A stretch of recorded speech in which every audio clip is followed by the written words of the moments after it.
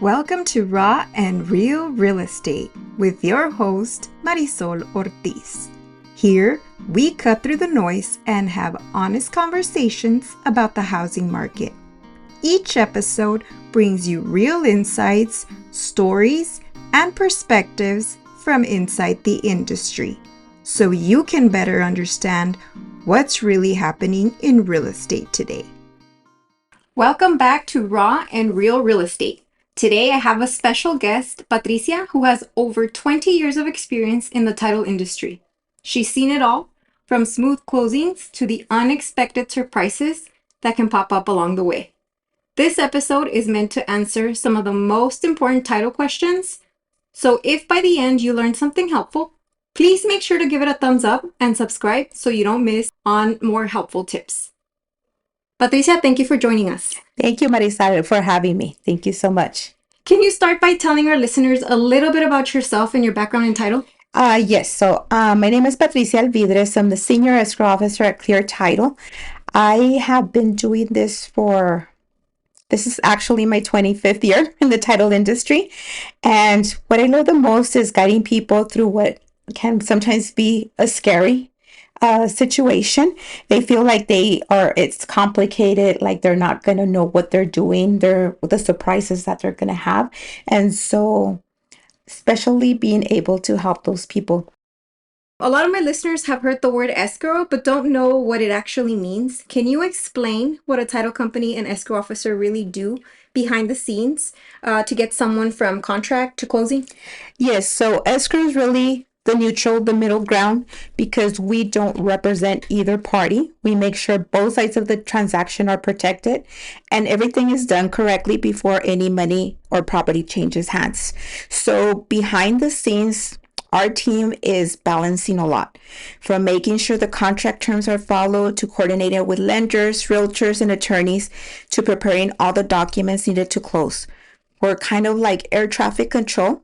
You might not see everything we're doing, but without us, nothing lands safely. So we're just reaching out to all the parties in the transaction. Normally, we don't reach out to buyers. We really don't have that conversation with buyers unless they're going to be a mail out, or they're going to need special accommodations for their closing.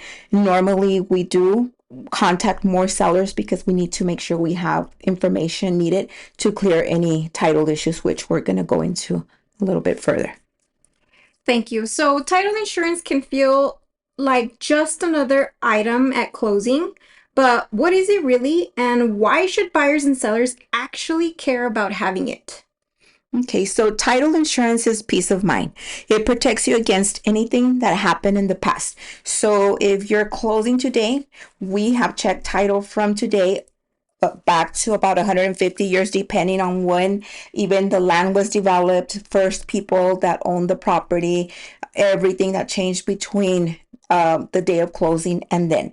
So we make sure that if there's any clouds in title, we have to address those clouds in title to make sure that we're not missing any unpaid liens, errors, any recording errors, because buyer could end up paying for someone else's mistake and even losing their home.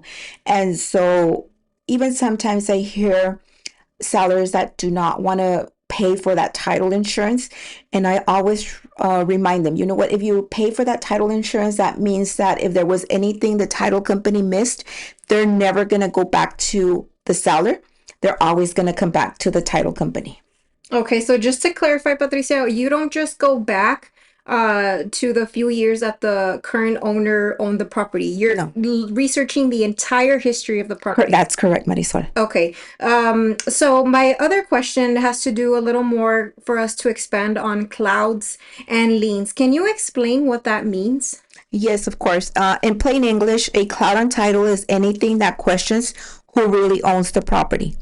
A lien is basically a debt attached to the home, like unpaid taxes, contractor bills, solar panels, a mortgage, any UCC financing statements. They matter because you can't sell or refinance without those hanging over the property. So we have to ensure that everything is going to be paid for at closing, or if it has been paid, we need to ensure that we're going to get a release to record at the courthouse. So I think you answered my next question with that. When those pop up, the way that you clear them out is by contacting the people involved in the transaction. How do you go about it? That is correct. So we tried to track down the right documents by getting those payoffs. So I just had a situation where there was a lien from 1999 and the seller had closed on that property. They had collected the money to pay it off. Unfortunately, the title company is no longer in business, so there was nothing that I could do. The owner didn't have a copy of her owner's title policy where we could submit to the underwriter and they could clear it. And so it took a few weeks to get it cleared. Finally, I actually reached out to the agent that sold the property to those sellers because they're not in El Paso anymore. She gave me a few numbers. I couldn't reach them. And so what I ended up doing is going back to Wells Fargo, sent a message to their research department. It takes about 2 or 3 weeks for them to get back to you. I finally got a message stating that they were going to get a release to be able to record at the courthouse. That way we could clear that cloud on title. There's a lot of work that goes into this. I'm picturing you almost like a private investigator going to work and calling all these people, give me this number. Stalking them on Facebook, social media. You get it done whatever way Yes. to get done. Great. Well, can you give me an example of how title insurance saved a client, perhaps? Well, title insurance saves a client all the time. We had a situation where, of course, and this is big. So the couple got a divorce. And we have so many couples that get a divorce. The property is awarded to one of the spouses. Per divorce decree, at the end, it states that there's supposed to be a special warranty deed signed from the spouse that's giving the property to the other spouse. Normally, 98% of the time, that doesn't happen. So at closing, we're trying to track an ex-spouse for them to sign that special warranty deed. The other option is we can go ahead and record a certified copy of the divorce decree. It's going to have a lot of personal information that's going to be out there when it's recorded. So we have those two options. So these people did everything right. They got a divorce. The wife was awarded the property. The ex-husband signed that special warranty deed. The ex-husband asked the ex-wife, you know what? I don't have anywhere to stay. Can I go stay in the casita in the back? Ex-wife said, sure, that's fine. So the ex-wife sells the property, moves out, they go to closing, moves out. The new buyers are moving in, and then they contact their agent because there's somebody back in the casita. Okay. What happens with that, especially in Texas, everybody that stays in the property has homestead rights to that property. So the minute that ex-husband came back to the property, he gained homestead rights to the property as well. So the title company had to buy that property back from the buyer. And so that's why we ask so many questions. One of my biggest is either you're married or you're not. Even if you're married in Hong Kong or China or Mexico, you're married here. So Title fraud has been in the news a lot lately. In fact, a man here in El Paso was just sentenced last month to 21 years in prison for running a decade long of real estate fraud. His name is Dennis, and he admitted to fraudulently transferring El Paso-based properties that belonged to people who were either living out of town or out of state or that were deceased. That makes me so angry. I know. Then he fraudulently sold the property. He'd find buyers, take their money, and then he would draft up a deed for them. And not only that, but he would lead service members on the verge of deployment or reassignment into believing that he would sell their homes. And instead, he would pocket the money, the down payment, and the mortgage payments made by the buyers, and then he never transferred the deeds out of the service members' names. This eventually caused for these homes to be foreclosed on, and people were evicted. The new buyers were evicted. Mm-hmm. They were left with no home. Investigators actually say that he left about 70 victims who lost over $500,000. That is so sad. And I don't know if these people were using a title company. And honestly, that's one of the biggest errors that people make here, where They're thinking they're going to save money because they're going to do a for sale by owner. They're not going to use a real estate agent. They're not going to go to the title company. They're just going to have a document recorded at the courthouse. That means that nobody's checking title to make sure that the lawful owner is the one actually transferring the property. So the first recommendation that I always give people talking to people is get a real estate agent. They're going to go ahead and make sure that you take all the steps required in order to be able to facilitate a real estate transaction correctly. So we've had a couple of those people come to the title company as well and do that the same thing. So about end of 23, beginning of 2024, it seems like everybody wanted to buy land. Everybody was looking for land, and they still are. And so at that time, real estate agents would look into Zillow because that's where these people were advertising that they had land. And so we had these real estate agents representing buyers to buy that land. So title company did all of their work. They made sure that they could close on the transaction. So once they got ready for closing on these cash transaction deals on land, the seller would say, I am out of town and I cannot come to El Paso for closing. So it was just like, okay, that's fine. Let's get you with one of our notaries so that you can sign the legal documents in the presence of a notary. And no, as a title company, we do not let you go to the local UPS or on Alameda to get any notary, just because they have to be bonded a certain amount. We need to make sure that they're going to notarize the document correctly, that if we have to go back to them, we're able to find them. So this seller was very adamant that he didn't have time. He was a very busy businessman and that he had his own notary. It was a little bit busy. Escrow officer said, okay, that's fine. Documents come back. So it was probably during Christmas time. We come back from Christmas holiday and the money is still in the account for the seller. And it's like, what? That's a red flag. The seller is not calling for their money. I mean, sometimes when we just close and fund, we have sellers already like every hour, hey, when am I going to get my money? And so as soon as we figured that out, we try to stop the wire transfer left our account. And we went online, we went to Central Appraisal, and we figured out who actually owned the property. It was actually a doctor here in El Paso. So we started looking, and the seller was not the owner of the property. Uh-oh. So he signed the deed. It was deeded. The new buyer already had an owner's title policy. And when we looked at the ID, it was a picture of somebody stating that they were that person, which they were not. Then another transaction, the same thing happened right after that one. It was the same picture on the driver's license. And so it was two transactions. And at that time, I had been in title for like 23 years. I had never seen that. Mm-hmm. And so it happened to be where I had to help these customers submit a claim. They weren't tech savvy, so now it was our responsibility to help them with what happened. And so they submit the claim, but they have to go make a police report. FBI gets involved. It's very hard to track any of the IP addresses that these sellers are using. I mean, because they're just doing it over and over and over again to see where they can get the money from the account. They couldn't track the account. One of them was the Wells Fargo and the other one was the Navy Federal Credit Union account. And so, of course, these people, the buyers were upset.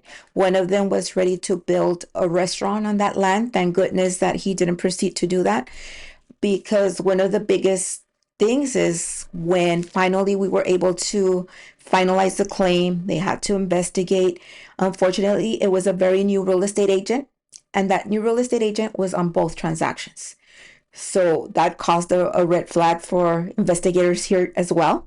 They were like, is he in on it too? Wow. So it it was hard. It was like, no, I mean, he started and people just contacted him. He was just trying to help his buyers. Mm-hmm. And so when they got their claim, one of them only paid $40,000 for the lot. The other one paid about $35,000, but that's all the money they received.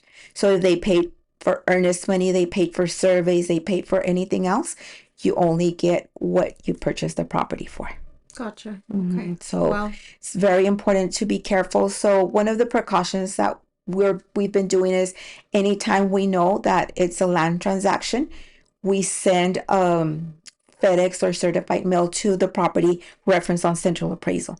And once we do that, we get all these sellers calling us and saying, I'm not selling this property.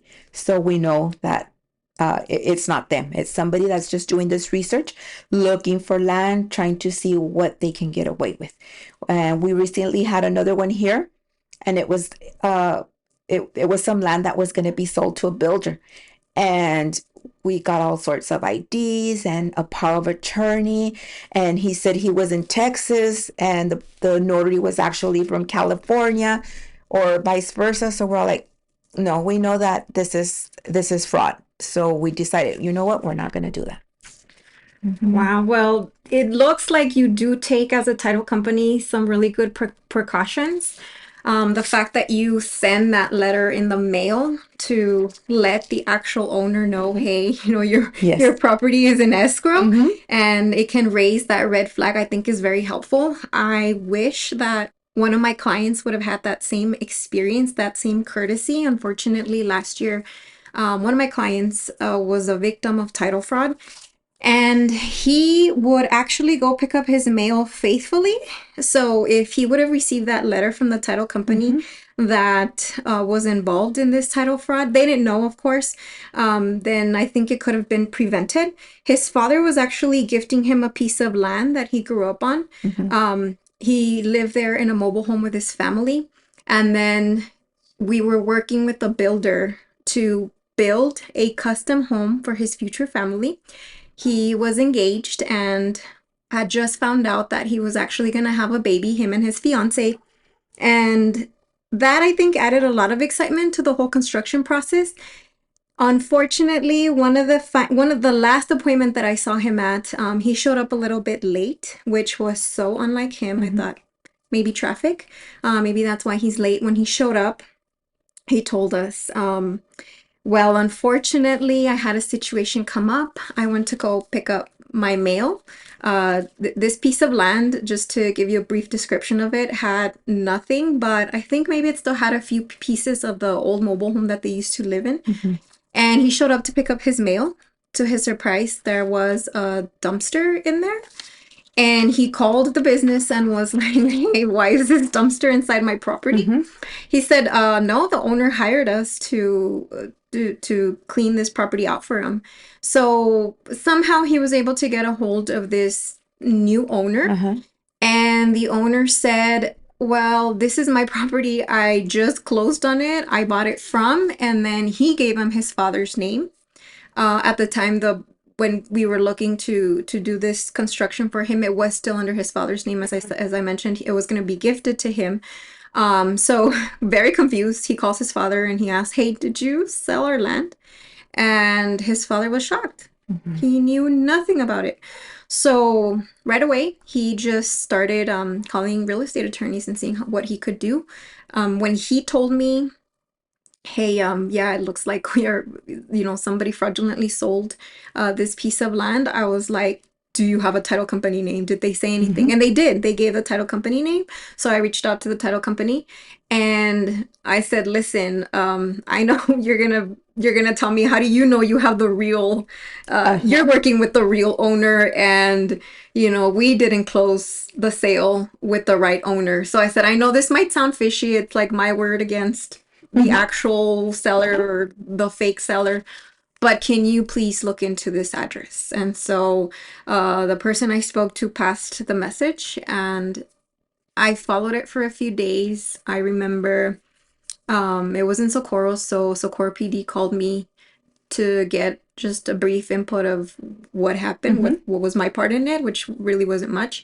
And I believe the escrow, I believe the sale didn't fund, so it didn't finalize. I don't think the actual fraudster receive the money for the sale. Okay. I think that's what happened. I'm in brief contact with my clients, but we don't touch up too much on it. It's more like, how are you doing? How's the baby and stuff like that.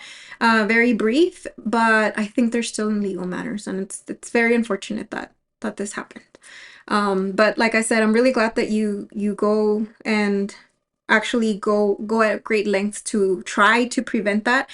You being so many years in business, have an eye for it. Yeah, unfortunately. Unfortunately, just because when they start telling you, I'm too busy, I can't, I want my own notary, I don't want to pay for the notary. I say, I'll take the hit. I'll pay for the notary. It has to be my notary. Thank goodness now with the remote online notary, too, the notary that is going to close them, they have to make sure that their identity is checked even before they go and start with a call to sign the document. So that's what I offer first. You don't have to go anywhere.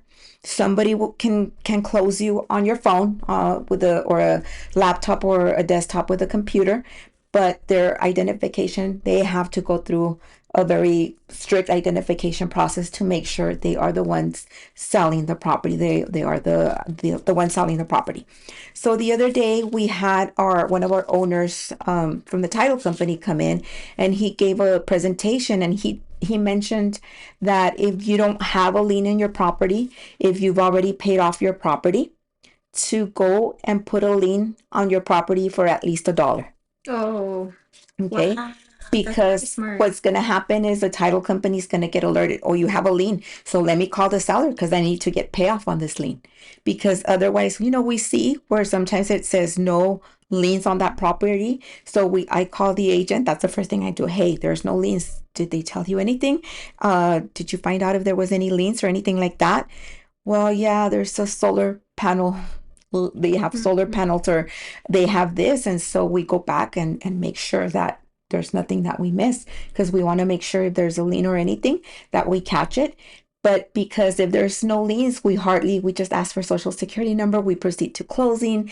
And so, but if there's a lien, we have to ask for everything because we're going to have to get a payoff for them. That is very smart. I had not heard of that before. Okay. So anybody can file a lien, and that's scary, right? Because anybody can file a lien on your property. It doesn't have to be legal. Like anybody can write something down and say, I so-and-so place a lien on this property, address, legal description, name for $1, $2, whatever. Okay, so I have good news regarding new laws that have come into effect as of September 1st. I think that we didn't realize, even though we know that title fraud sounds like a huge crime, that it's a no-brainer, this should be prosecuted. It was not actually considered a criminal offense until September 1st. It was usually just dealt as a civil matter. But now this is considered a criminal offense. So the district attorney can go after fraudsters for committing title fraud, and they can pursue as much as a 21-year sentence. And I am so glad, because I am sick and tired of people thinking that they can get away with this kind of crime. And the other thing is that, just like we mentioned, you have an eye for catching that fraud before it happens. Now, county clerks are able to stop they can investigate or they can reject any suspicious deed filings, which I think is also great, because it puts the power on them. Who else than a human being that sees this all day, every day, to catch, hey, this is not right, this is fishy. So I'm really glad that these laws went into effect. When families are dealing with inheritance, wills, or even the passing of a loved one, what kind of title issues do you see come up most often? Oh my God, that's like about 77% of closings here in El Paso. So people, and that's what we were talking about earlier. There's people and they go have a will done and everything's perfect. They have a will. They don't realize that after somebody passes away, they have to get that will probated in the courthouse so that those wishes that they had on that will can go ahead and be granted. So whoever they leave the property to, they have to go ahead and get everything done. Probate starts between $3,500 to $5,000. It can be between 3 to 6 months, just depending. There's some smooth ones that go through really quick if there's no issues. So I always recommend get a real estate attorney.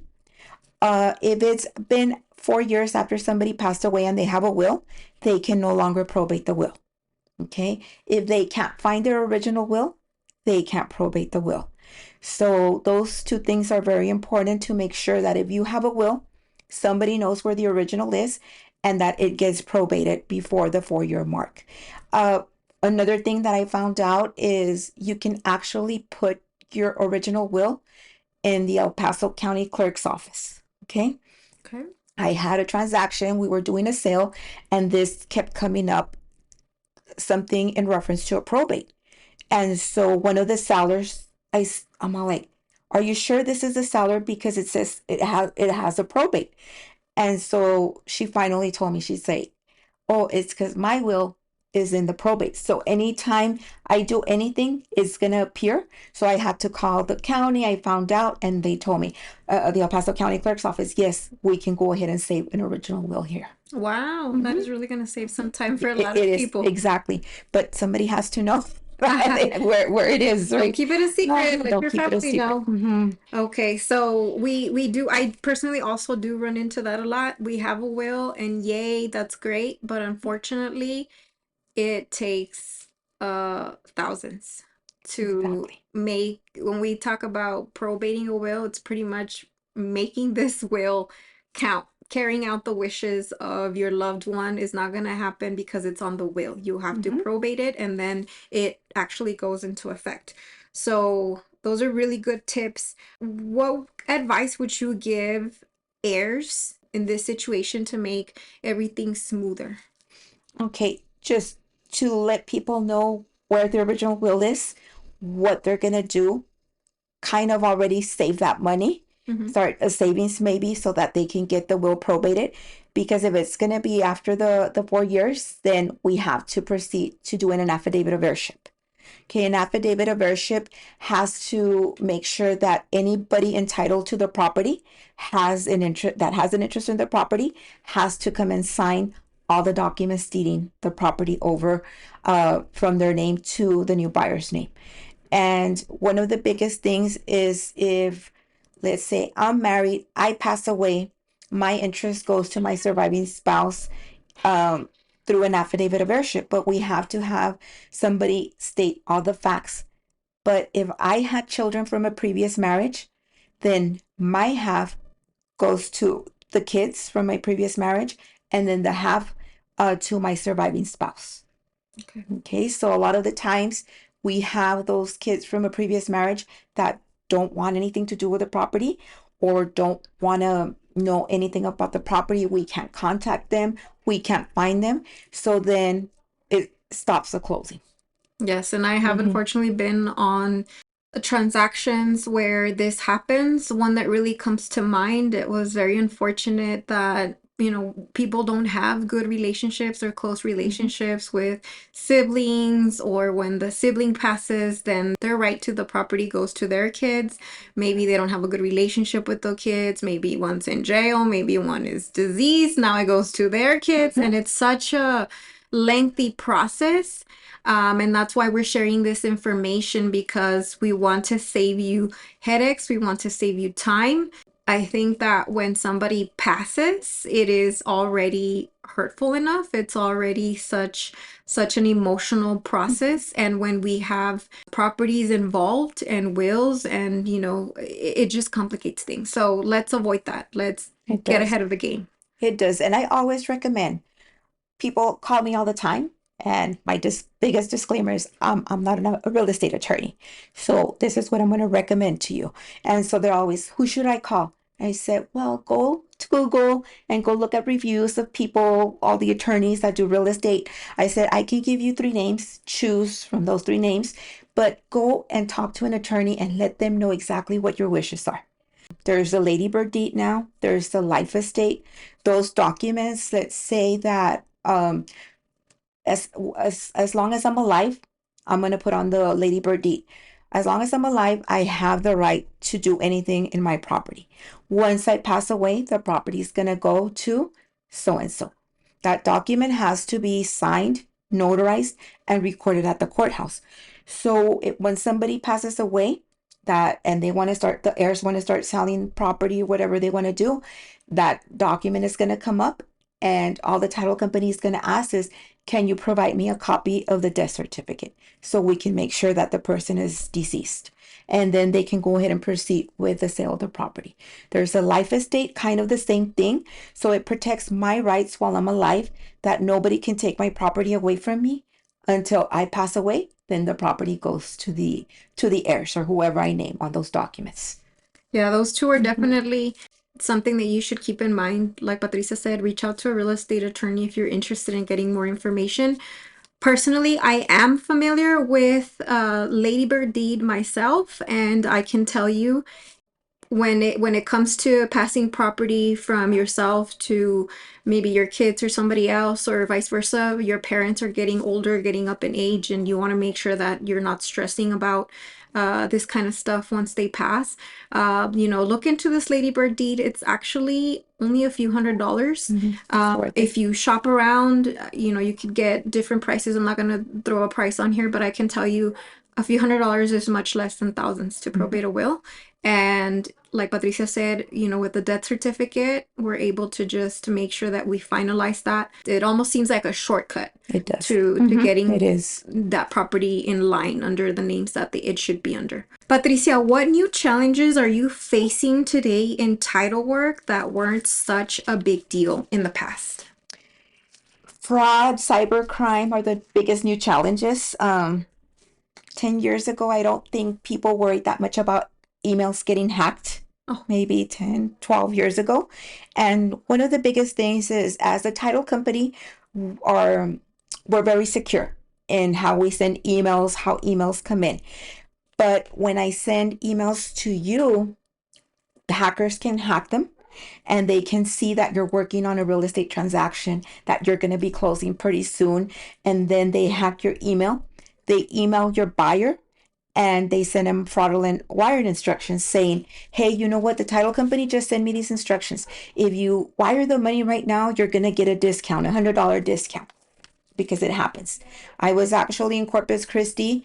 I was doing some closings over there. We're having lunch. We're in line, ready to order lunch. One of the escrow officers says, oh my God, somebody just called me that they're at the bank. If I can confirm the wiring instructions that I didn't send. So that is the biggest thing. And so us at Clear Title, what we do is all wiring instructions go via certified, which is a very secure portal that we make sure we don't email them anymore. We want to make sure that those are the correct wire instructions reaching to our customers so that they can send their wire transfer to us. And it's a pain. Because you have to give them your email, you have to your cell phone number, and you have to answer those personal questions, which is like, how do they know all this stuff about me, right? Because the questions that they ask you, and a lot of the times people cannot answer those questions, and it's hard. And then we're having to go a different route, but really we don't want to do any wiring unless we go through certified. Wire fraud is a thing. Wire fraud is real, and it can happen. If anybody sends you wiring instructions, please make sure to call them and verify. Just like yesterday, I have some buyers that are closing with a mobile notary today. So I talked to them. I said, so how are you sending me your money for closing? She said, we're going to wire. I said, are you going to use the same wiring instructions you used to send in your earnest money? She said, yes. I said, okay, I'm not going to send you any more wiring instructions. So if you receive any wiring instructions, I said, disregard them, give me a call. So even at closing, people ask me, can you give me wiring instructions? I have to make them sign right there that they received them from me. I say, if you're at the bank and somebody sends you an email stating that the wiring instructions change, do not pay attention to that. Give us a call right away. And for sellers, even when they're out of town and they give us their wiring instructions, our system actually has a way where they can go ahead and input all their wiring instructions in there. So we compare them to what they already put there. When those documents come back to us, we still call them and verify our instructions with them. Okay. So, That's good. Good way to keep our buyers and sellers protected. Patricia, every deal has a story. What is the most memorable or toughest transaction your team has ever pulled across the finish line? And what do you think our listeners can learn from it? um, I wish all of them had that happy story ending. So maybe about 6 months ago, 7 months ago, I had a file open for a title search. And so I talked to the agent and I said, well, we need this and this and that. It fell through. I didn't see it anymore. Left it in the back burner. Then another agent calls me. She says, can you close this deal for me?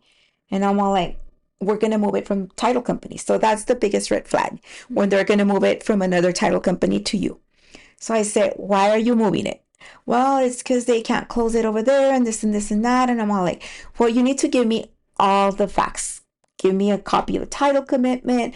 Let me look at everything to see, because if they couldn't close it, then that means we're not going to be able to insure it either. And so they brought it. Because they found out there was a Lady Bird deed that was signed and the person had passed away. Well, the other title company was ready to close until they really looked at the documents again. That Lady Bird deed was actually signed by the daughter. It wasn't signed by the person that owned the property. He was on his deathbed. He couldn't move his arms. He couldn't move. And she signed for him with her name. But when you see it, it's the document that's recorded. So right away, you're all like, oh, the Lady Bird deed was signed by him, giving the property to her. And then so I'm all like, okay, I said, now we're going to have to do affidavits of heirship because this Lady Bird deed is not valid. So the way that you can make that valid is, again, talk to your attorney. If you have a situation like that, they can actually put some witnesses to be able to sign. They can actually sign with an X, and the witnesses are going to be there, and that will make it valid. So make sure, like, if you have that situation, talk to that real estate attorney to prepare the document the correct way. So this gentleman had been married about 4 times, had children with 4 other women. Children didn't talk to each other. They didn't like each other. The current wife had 2 kids with a man, and that was the last wife, and she was in Juarez. She didn't have a social security number. So they gave us all the information. When they gave us the information with the affidavits of heirship, they gave me 2 people that were going to sign, stating that the facts on that affidavit of heirship were true. There was one heir that had already passed away, so we had to look for his kids. There was 2 of the kids that he had. We finally were able to get a hold of them, and everybody said, okay, yeah, we'll go ahead and sign whatever we have to sign so that way they can sell the property. Nobody had an interest in the property anymore. They were going to leave it to the surviving spouse and one of the daughters. So I'm getting ready to have those affidavits of heirship signed with the people given the facts. But those people were people at a real estate brokerage. And so I said, how do you know these people? Oh, no, they just tell me to put those names. And I said, you know what? I already don't want to close your transaction because that's strike 2. You signed that Lady Bird deed. Now you're giving me wrong information. And so the agents, come on, help us. So, okay. So finally, we got those affidavits of heirship signed. Then we had a lot of we hired a remote online notary. They started deeding the property back to just the people that the surviving spouse and the daughter. Everybody was going to deed the property to them so that they could go ahead and proceed to selling the property. So I said, okay, finally, we're almost to the finish line.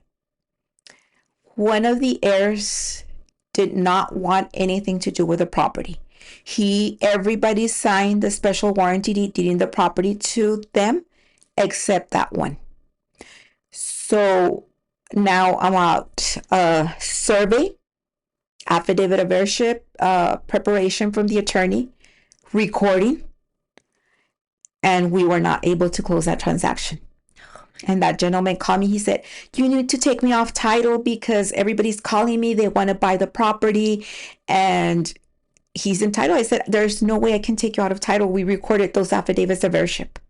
I said, if you sign that you don't want anything to do with the property, that's all we need you to do. You're the only one left that has to sign that document. And he didn't want to sign it. So That's interesting. So he didn't want anything to do with the property, but he wasn't willing to. he wasn't willing to sign it either. Telling you all, it gets messy. You know, people don't like other people, unfortunately, and And we see it. I mean, when it comes to that, we see people fighting at the closing table for $300, yelling at the real estate agent, oh, well, you're making this commission, you know. And I'm all like, you don't know how hard this agent has worked to bring it to the closing table, you know. And so I say, if you guys don't agree, I'm going to walk out of the room. You let me know when you're ready to sign because I can't sit there watching them argue. yeah, it gets spicy in there It sometimes. does. Any last words for our listeners? Just again, how much I always stress, use a real estate agent. The real estate agent is always going to provide you what the steps that you need to take. Don't give any money to any supposed owners outside of closing. It's happened to where people pay $10,000 to somebody that's going to be discounted at closing. Those people are not even the owners of that property.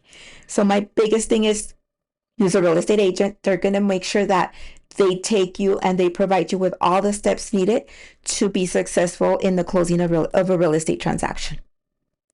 Well, Patricia, thank you so much for sharing your insight and all your stories with us. I think this conversation will really help clarify the title process for buyers and sellers out there.